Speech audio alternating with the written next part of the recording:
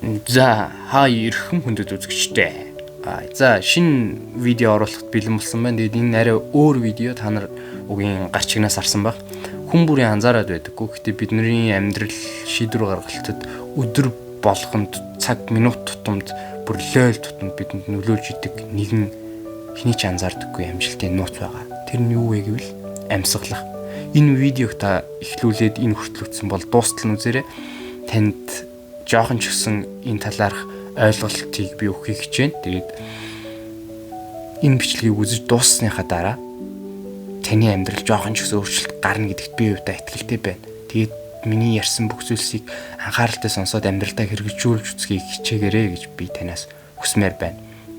За зөв амьсгалах гэж хэлсэн шүү дээ. Үндсэн. За тэгвэл зөв болон буруу амьсгалын ялгаа нь юу яриад байгаа юм бэ? Би зөв амьсгалтай шүү дээ гэж та бодож иж магадгүй.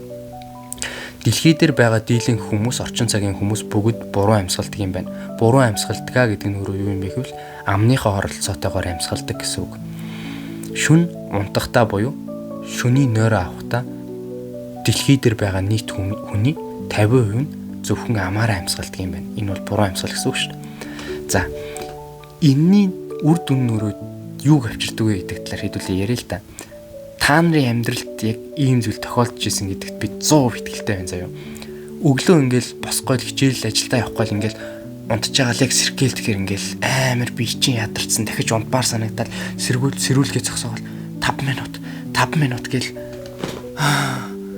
ингээл бүх би чинь сүлдцэн ингээ ядарсан ингээд унтмаар санагдаад идэв шүү дээ. Гэхдээ унтсан цагаа харахаар та 7 цаг, 5 цаг, 6 цаг хангалттай нойроо авах хэмжээний цаг унтцсан хэрнээ ингээд бие организм чи ядраад идэг.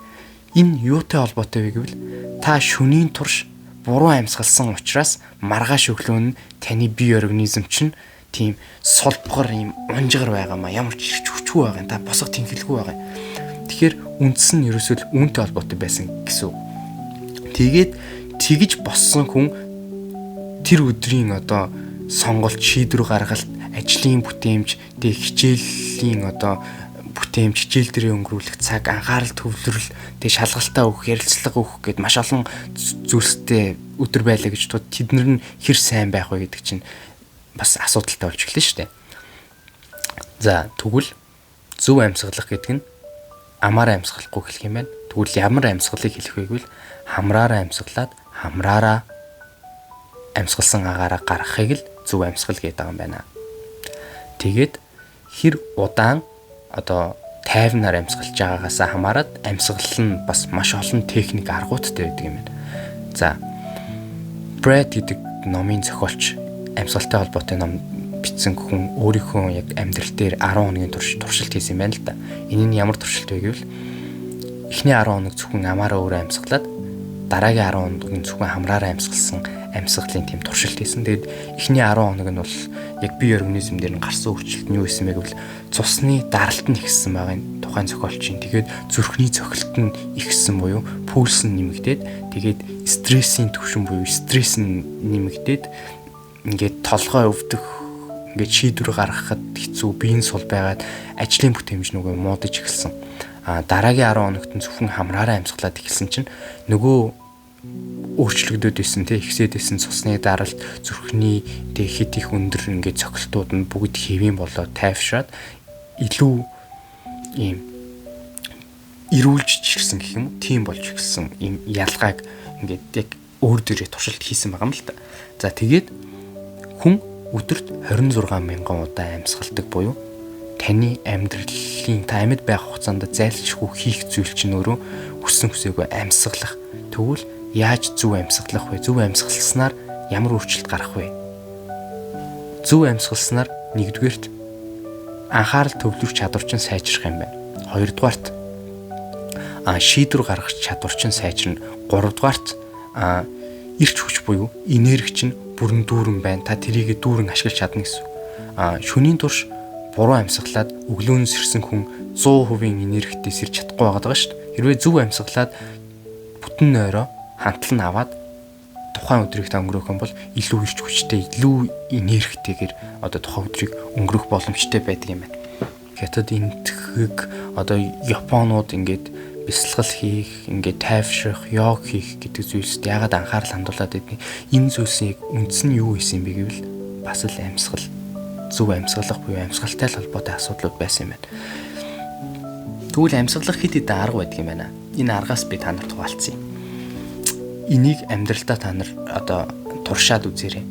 Өөрчлөлт ямар ч байсан гарна гэдэгт би бол 100% итгэлтэй байна. За эхний арга нь болохоор юу юм бэ гэвэл 4 7 8 арга гэж арга байгаа, арга техник. Энэ амьсгалын аргыг та ашигласнаар стресстгүй буюу стрессийн түвшин чинь буурна. Тэгээд шүн ингээд нойр гүйтсэн юм уу, гүн нойроо авч чадахгүй байгаа хүмүүс ингээд тустай одоо амьсгалын зөв амьсгалын техник гэсэн. 4 7 8 гэсэн шүү дээ. 4 секунд хамраараа амьсгаа авлаа. 7 секунд агаарыг өөрийнхөө дотор байлгалаа. Тэгээд 8 секундын турш агаарыг гаргана гэсэн үг. За дараагийн арга нь болохоор гүн амьсгалын арга. Энэ бол маш энгийн арга, тайвшрахад тусалдаг арга.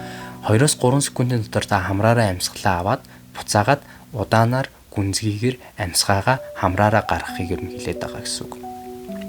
За энийг та ер нь 5-10 минут автаад хийх юм бол хангалттай сайн тайвширч чадна. Дээрээс нь ямарваа нэгэн шийдвэр гаргахтай хүртэл зөв шийдвэр гаргах чинь туслана гэсэн үг.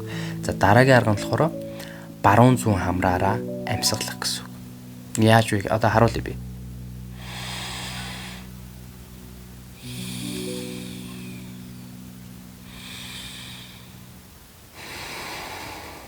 Ингээд аль эсвэл зөвхөн нэг хамраараа.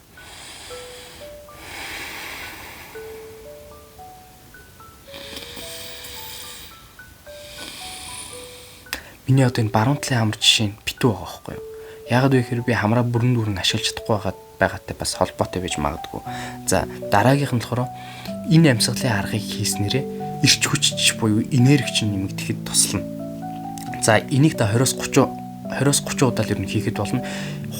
Маш хурднаар ингээ хийх юм бол толгой эргэх, ухаан алдах бас асуудалтай. Яагаад гэвэл та хүчил төрөгчийг маш ихээр аваад байгаа учраас. За энэ нь болохоор юу вэ гэхээр хамраараа амьсгаагаа аваад гарахтаа хүчтэй гаргана гэсэн. За би харуулъя.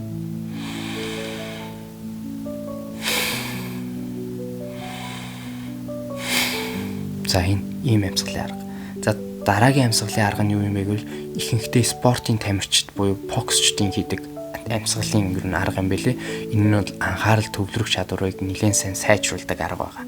За энэ нь 4-4-4-4-ийн арга гэж та нар цээжилчихэд болно. 4 секунд амьсгаагаа аваад 4 секунд түгжээд 4 секунд гаргана. Тэгээд 4 секунд түгжээд дараа нь амьсгаагаа 4 секунд авах. Энэ процессыг л хийдэг байгаа. За ийм аргууд байна. Тэгээд энэ аргууд нь таны амьдралыг өөрчлөхөд маш энгийнээр маш том нөлөө үзүүлж чадна гэдэгт би 100% итгэлтэй байна. Тэгээд энийг та туршаад үзээрэй. Ядарсан, стрессдсэн, жоохон тайван байхыг хүссэн үед ер нь энийг хийгээд үзээрэй.